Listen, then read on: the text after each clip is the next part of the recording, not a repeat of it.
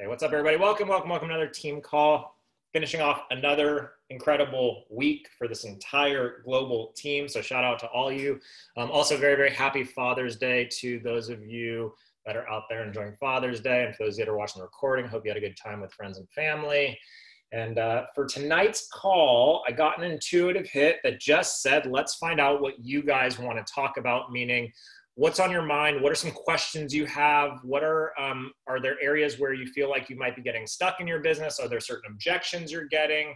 I just thought it'd be a good idea to do an open Q&A. We do an open Q&A kind of once every handful of months. We just come and we just do an open Q&A with you guys. So the questions can pertain to kind of where you're at in your business. It can be really any question, I would say that any product related questions, I'm happy to field them if you'd like, but of course we have amazing resources and tools that the company provides that answers those types of questions. So again, up to you. What are some questions that you might have that you feel like I might be able to provide some value on? Again, it could be anything. It could be if you feel like you're getting the same objection over and over, if you're not clear on how to invite to the webinar or how to follow up in certain situations, if you're inside of a certain situation right now and you're not sure necessarily like what to say or how to say it, right? So this is just an open Q&A session, and I will let you guys dictate the length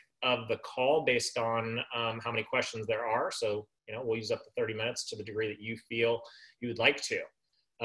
Yes, great. So can you speak into the mindset shift from, say, consultant to manager to director and executive? That's a great question. So, the interesting thing is, going consultant is really a great first step in the journey. It's a great first step in the journey. And it's the most important step in the journey. And why is it the most important step in the journey? Because it's the very first step. It's the very first step. And the thing to remember about being a consultant is that you just learned what it means to be a consultant. It means I have one person on my left who's ordered 100 BV, one person on my right who's ordered 100 BV, but really the fundamental foundational rank inside of Isagenix is going to manager. What's that very next step? And really the mindset in terms of going manager is really saying, I want to be in a position where I'm creating a little bit of leverage. I'm increasing the likelihood that my products are getting paid for. I'm earning enough money to feel good about what I have going on. And it's just that next step. But really then to switch to go to director and then executive, you're really saying to yourself, you know what? I want this to be more than just some little thing, right? Yes, it's nice to make a couple extra $100, to pay for my products or whatever. But, I could really benefit potentially from making an extra $1,000 a month, right? I mean, really making an extra $750 consistently every single month would make a huge difference in my family's life right now. And so I'm ready to adopt a whole new mindset. And one of those mindsets is shifting from being kind of a quote unquote sponsor monster, if you will, and only being focused on the people you bring in, to really shifting to focusing on wanting to teach other people how to get paid, wanting to help grow a team, wanting to help create leverage, and really wanting to put yourself in a position to really know what it feels like to write your own paycheck, because that's really, now we're evolving, right? We're going from being a consultant is really a raving fan, right? So I love this. I'm excited about it. I want to share with two people. A manager is kind of that next stage of being a raving fan, right? So you're like, I really love this stuff. I really do. This is very exciting. It's great to get free products. But then you say, you know what? I have a director state of mind. I have an executive state of mind. Why? Because I want to build real leveraged income. I don't want to have to constantly be acquiring my own customers. I want to be able to work through people. I want to be able to take advantage of the entire compensation plan, right? Because at director, there's more money. At executive, there's more money. But on top of that, I want to build something solid. And so that's really the mindset, is going from being someone who's a raving fan, which is great and it's amazing, to saying, I really want to create a solid business. I want to have a solid, and when I say business, side hustle is great. I mean, imagine the difference if you knew for sure you had an extra $750 to $1,000 a month, almost guaranteed, which we can't guarantee. We can with the executive lifestyle bonus, but if you knew for sure that was coming in, would it be enough of a motivator for you to figure, you know what, okay, I've got to learn some new skills. Maybe there are parts of the system that I'm not leveraging as much as I could be. Maybe I have to work on my duplication. Maybe I'm not really sure how to launch an associate properly. Maybe I don't even understand how to get to director, right? So maybe I get to work with the person that brought me in or somebody else above me if the person that enrolled you isn't really active to show you how to get to director, right? Sometimes, believe it or not, you're a couple people away in your tree that are already ready to go, and we don't recognize it. How many of you have had that experience go like this, where you're like, oh my God, I didn't realize I was close to rank advancing. I had no idea, right? And that's the other part of it, is really, it's really taking ownership of your business. It's really saying, you know what, I'm ready for this to be more than just something fun.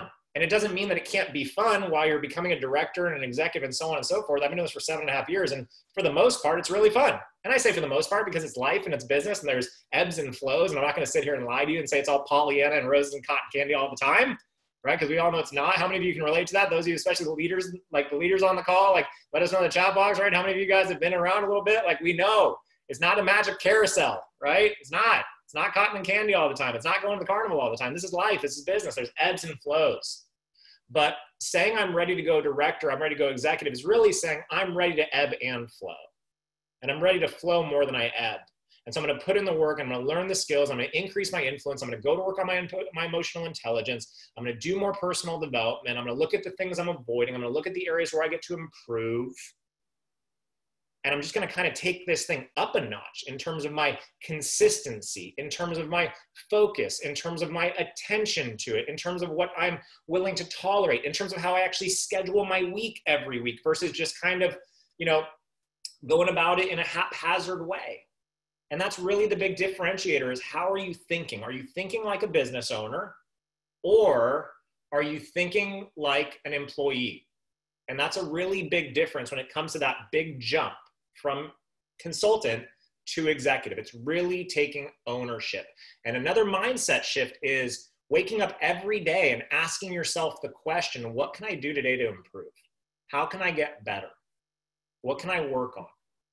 What can I work on today so I can improve? And then there's this commitment to constant and never-ending improvement. And that's that executive state of mind. But more than anything, to me, when I think going executive, I think go executive and beyond. I think depth. I think sustainability. I think brick by brick. I think I have a long-term mindset. I think, gosh, you know what? Even if it took me 10 years to get to a multiple six-figure income, would that be worth it compared to what it would take me to get to a six-figure or multiple six-figure income in your current line of work? And so that's, to me, the big separator. That's the big separator. Okay. All right.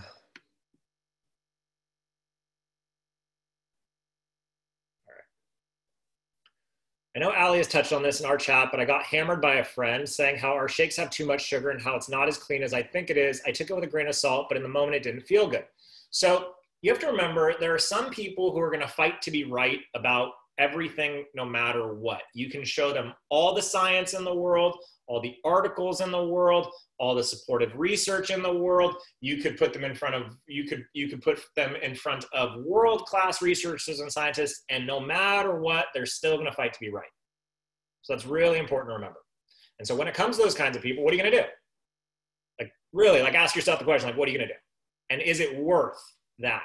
Right now, you could press back and ask them a question. You say, well, our shakes have too much sugar in them. And you might ask them the question, like, well, what I would ask is, curiously, too much sugar compared to what? That's my favorite question to ask. Too much sugar compared to what? Well, compared to other protein shakes. Okay, great. That's it. I appreciate that comment. Can you see how this isn't actually a protein shake? Can you see how if we were to take some chicken and some vegetables and a complex carb, can you see how there would actually be more sugar in that perfectly macro balanced meal than there actually is in these shakes? And then they're going to say something. And if they say something that's still negatively slanted, then you poke them in the eye and you run away, because they're just committed to being right. Or you ask them, are you open to looking at things in a different way? Are you open to considering new research? Are you open to looking at some things you might not be aware of? If they say yes, then great. And if they say no and they're fighting to be right, then let them be right. That's it. I can't tell you how many people have fought to be right in my career. But, you know, what are you gonna do? Okay. My question is how to get people to sign up to sell something without them thinking this is an MLM, because a lot of people see it like that. Well, let's call it what it is, though, Michelle. This is a network marketing company. This is a network marketing distribution model. And so there's no shame in the distribution model. And what I would recommend doing, what I would empower you to do, is do some research on the network marketing profession and really start to raise your level of belief. Because when you believe and you understand the validity of the business model, when you really understand where network marketing has been, where it is today and where it's going, and you start to communicate with that level of certainty and understanding, that objection is going to become less and less and less and less. And I see some people on this call that are nodding their heads right now because they also, just like you, Michelle, just like me when I first got involved in network marketing years ago, got some of that pushback. But the more certain you become in your understanding of the business model and the more validity with which you can speak about it, the more people will look at you and go, okay, that makes a lot of sense. So if you go on our training site, on the global team training site, oureasytraining.com, under the training section, there are a couple of videos there about why the network marketing business model. And there are a couple of great resources that we recommend in terms of books. And I would suggest grabbing one of those books, maybe The 4-Year Career for Women, for example, is a phenomenal book. And I would really do a little bit more research so you can solidify your beliefs so that when you do get that objection, you can communicate from a place of, sorry, I'm boring you, Brandy. You can communicate from a place of certainty and a place of conviction without having to convince. Okay. Okay. Yeah, seeing your team get paid is the best. It's by far the best, hands down. Okay. Yep, exactly. Yes, good. Okay. If they're willing to eat an apple, right? Yep. For someone who's never done mindset work / personal development, where do you suggest they start? That's a great question. Hang on, my lighting is driving me crazy right now. Probably makes it worse.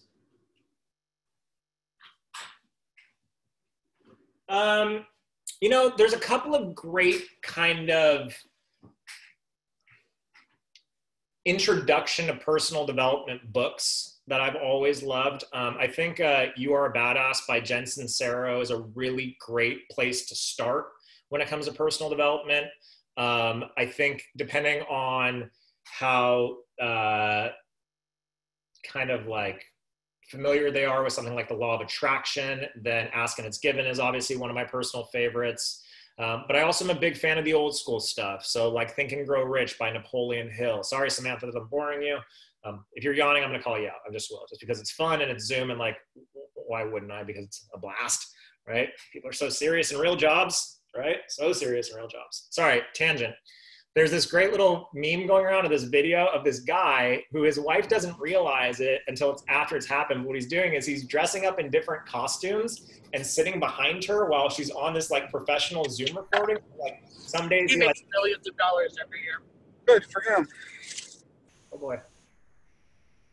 That could have been awkward. Well, so this guy, like he'll like be sitting in the background and be like Spider-Man. The other day he was in a Where's Waldo costume. So anyway, I just think we have to have fun on these things. So if you're yawning, it's okay. Just, it's good. I'd yawn too. All right, so that's where I would start. Those are some of the places I would start for sure with those books. Great question. But also the other thing to consider, let me take one step back, is also it's always great to find out how do people best learn. So some people are visual learners. They like to read and retain that way. Some people are audio. Some people want to watch videos, right? So that's the other thing worth asking is how do you learn best, right? And then making sure they're given a delivery system so it fits with how they learn. Okay. Cool. Okay, for someone who doesn't feel like social media is their thing to share Isogenics and they're an amazing people person, what advice do you have for them? Well, the cool thing, do you mean like posting and stuff on their timelines and whatnot, right? Like they're just ambivalent? Okay. So first and foremost, what I want you to know for whoever the friend is that you're asking for, Um, First and foremost, what's important to know is that when Eden and I started our business, Eden was very anti-social media. She didn't want to post on Facebook. She didn't like Facebook. She had no interest in building on social media whatsoever. And what we talked about was believe it or not, it was part of, a lot of it had to do with her upbringing and being raised in a very private household where you didn't really let people know what was going on in your personal life. That's how Eden was raised. And so a lot of what her block was around had more to do with her conditioning and less to do with how she actually felt about social media. So first step would be kind of exploring, why don't you want to share on social media? And not that you have to share on social media. Let me make that very clear. Very clear. You do not have to share on social media to be successful in this business, but it can enhance your results. But I would just take a step back and have a conversation and identify what is it about posting on social media that you're not comfortable with? Is there something that you've seen? Are there ways that you've experienced other people posting that you don't want to post like they post? Because we've had that experience, right? There are people on this call right now who had previous experiences with people who posted and marketed different network marketing opportunities in different ways, and they got turned off by it, right? And they said, I don't want to be that person, right? And some of you are nodding your heads, right? I know, I see you, don't worry. Right? I remember, right? And so that part of it is the identification of and the understanding of, hey, we don't do that here. We don't do that here. We don't teach that here. Now, if at the end of the day they say, you know what, I just don't want to post on the timeline, cool. Messenger is where the money is, quite frankly.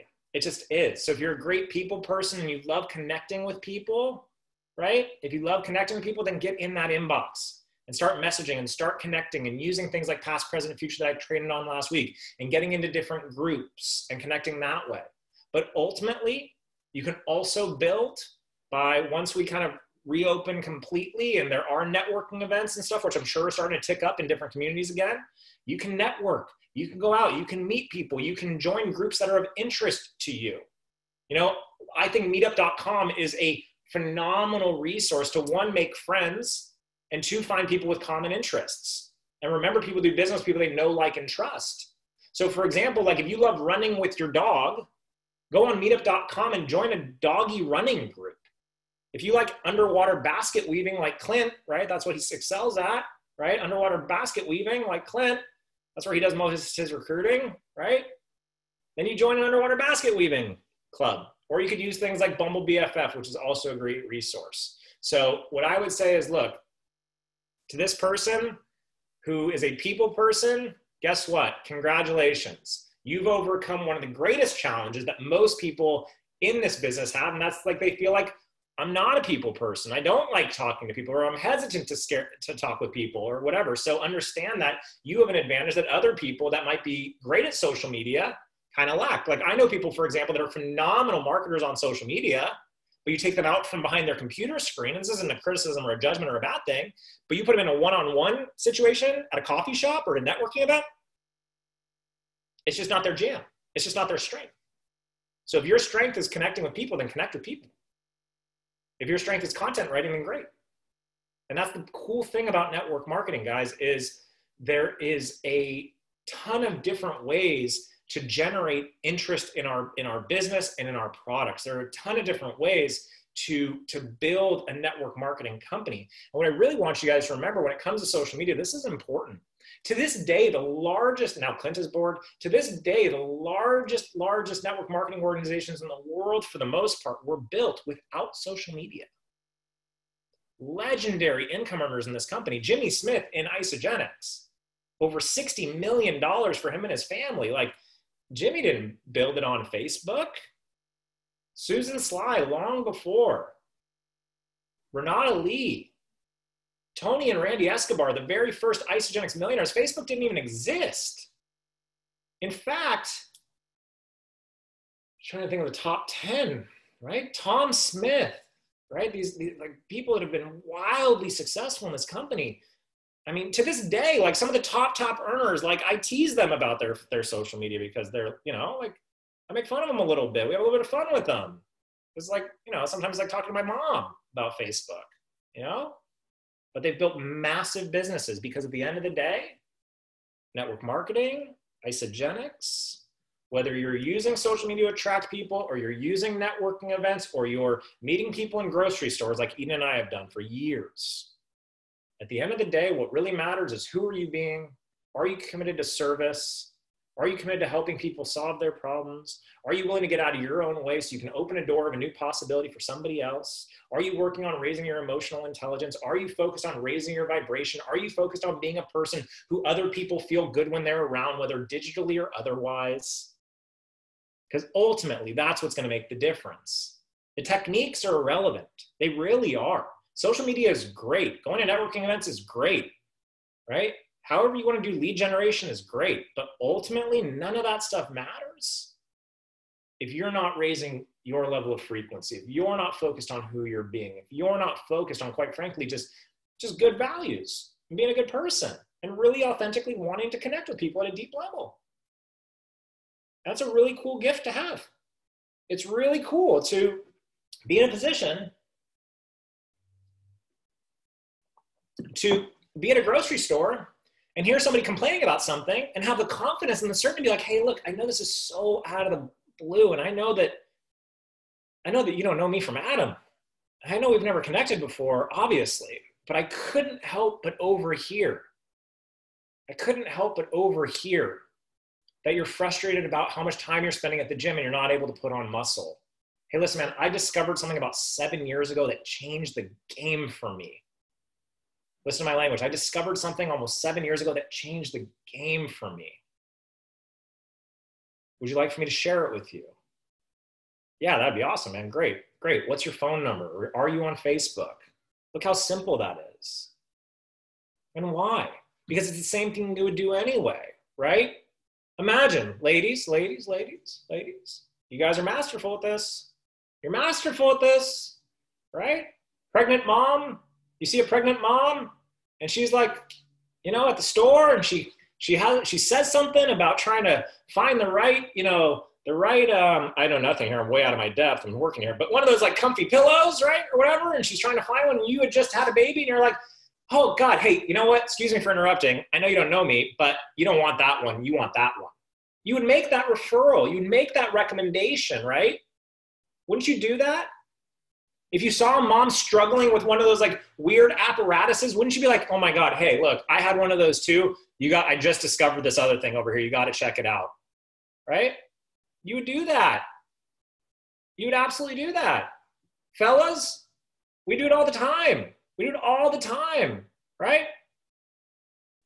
You see somebody in your neighborhood, they're asking for a restaurant. Hey, we're just visiting. Can you guys recommend something? Oh my God, what kind of food do you love? We're referral machines. I don't even know how I got onto this tangent, but here we are, right? Here we are. Somehow we're here. Oh, because we started with social media. Thanks, Paige.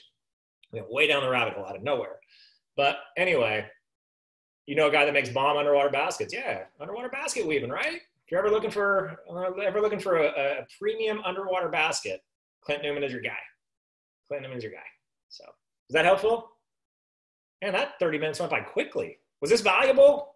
Just let me know in the chat box. It's hard to see everybody. Let me know in the chat box. Was it valuable? Just get some of these questions answered. Were they questions you might have also had on your mind? Okay, sweet. Are there any other questions? We got about 4 or 5 minutes left. I'm happy to go over a little bit. If you had a question that I didn't get to, please copy it and paste it and drop it back in. Oh, plenty of times, Bunny. Plenty of times I'm not helpful. Most mornings I'm not helpful because the night before, usually Eden asks me to like wake her up at a certain time, and then I forget, right? So I'm not very helpful in that category. I forget to do the dishes often, not helpful in that category. So there are plenty of ways in which I'm not helpful. Plenty of areas for improvement. Don't put those in quotes. How dare you? Whoever put that. Yeah, that's messed up, bro. What happened to the bro code? Whatever, man. Forget you and your underwater baskets. I don't even care about them anymore. All right. How do you, is this okay? Just go ahead. Is it okay that we have fun and that we just interact with one another as if we're in a living room? Is this okay, guys? Okay, sweet. All right. All right. With retention in mind, how do you gauge how often to touch base with new customers? So Eden and I have always been, really big on the first 7 days, but not in an overbearing way, but really just kind of in a just light, loose checking in day. How are you feeling? What's going on? What are you noticing? Right? Those are those first 7 days. And then we really also around the 3-week mark, right, want to be in touch, right? Just because it's when their first order is coming up and kind of like, hey, how's it going for your first, how are you feeling about everything? Have you thought about the next month? Where are you at in relationship to your goals? Would it be okay if I made a recommendation? You can do all of this over voice note, over text, whatever it is, right? So that's really kind of been our general policy. But the biggest thing is when it comes to retention, believe it or not, the personal touch can go a very long way, obviously, right? It can go a very long way. So people don't feel like, oh, I just bought this product and then you ditched me. And that personal touch is really important. But what's also really important is being really disciplined and making sure that you're leveraging the company tools that we know lend themselves to higher retention. So it's really important that you're enrolling people in the IsaBody challenge. It's really important that you're getting them to download the IsaLife app right away. It's really important that you feel like that they know that they are equipped and ready to go, right? Those are kind of the most important things, are making sure you're leveraging those company tools. And by leveraging company tools, that puts you in a position just to be a really good friend who's touching base, checking in, how are you feeling, what's going on, and then going from there. So that's kind of our thoughts on it. Okay. You asked, what's a good way to balance sharing? Yeah, people love the support. Of course, that's part of what we're buying here. We're buying community as well, let's see. What's a good way to balance sharing opportunities and products? So, it doesn't necessarily have to be balanced. You can play with different ratios. So if you're passionate about marketing the products, which is great, and you want to have like the majority of your content be product related, that's fine. But I'd say like, just have a ratio. Maybe it's 80-20, maybe it's 75-25, maybe it's 60-40, maybe it's 60-40 the opposite way where you're more opportunity focused and less product focused. Here's what I'll say. Times have changed significantly, obviously, in terms of what kind of marketing people are responding to and what they're looking for right now.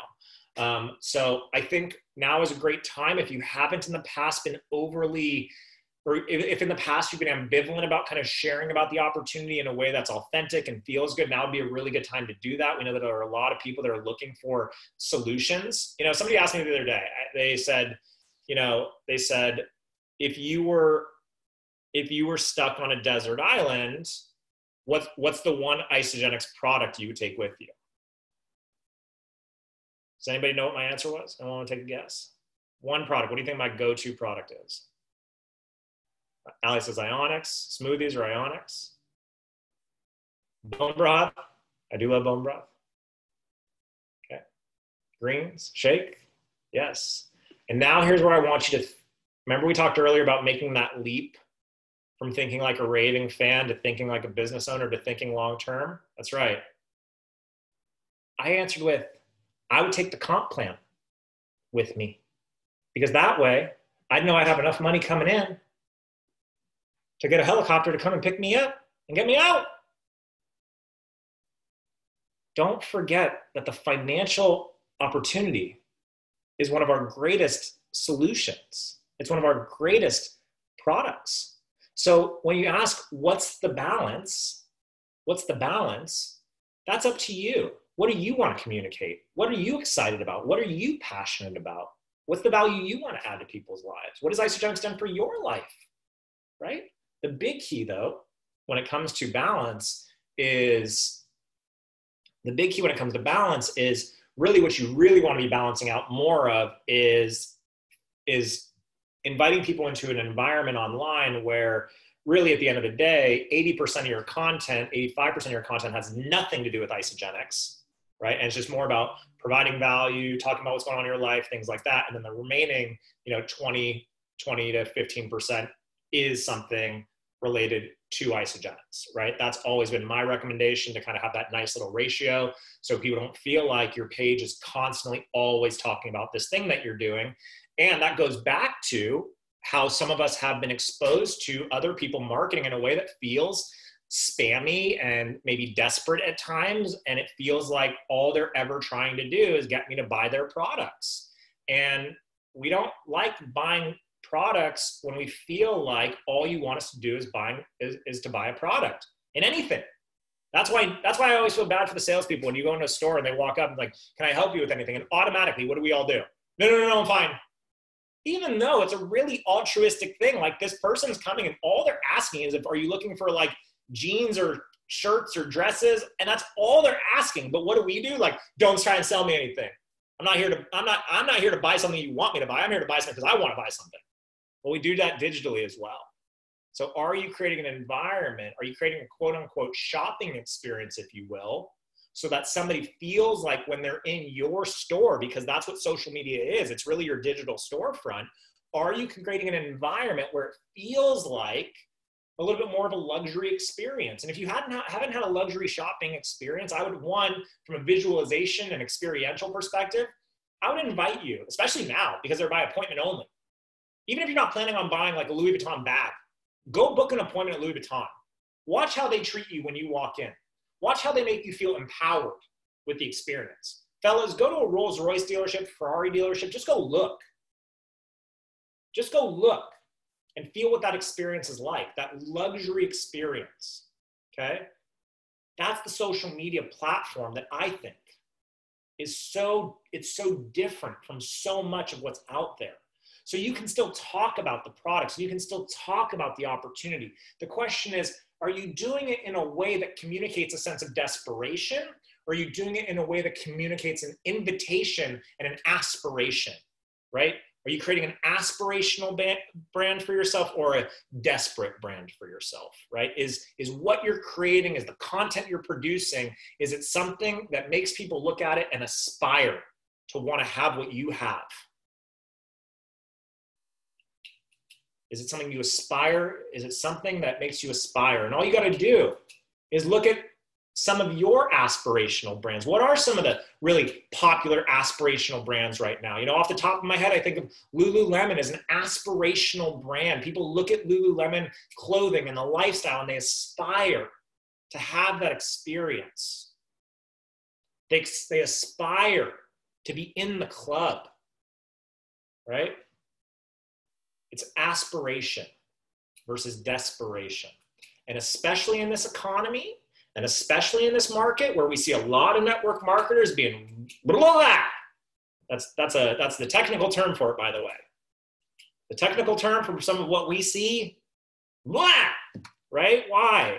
It's gross, it's spammy, it's join my team, it's buy something now, it's blah, blah, blah, blah, blah. Hey, join so I can, you know, I'm 3 days away from a huge, you know, getting a huge bonus on my team, but you got to buy some products. What? No. Differentiate yourself. This is the new economy. Network marketing, the evolved way. It's what's here and it's what's now. People are looking for us. How will you differentiate yourself? Anyway, it's 6:06. We've gone way over. I hope this was valuable for you all. I'm going to post in the chat box, what did you learn? For those of you guys that were yawning the entire time, thank you so much for making me recognize that I have a long way to go as an entertainer. Have a great evening, everybody. We'll talk to you next time. Thanks.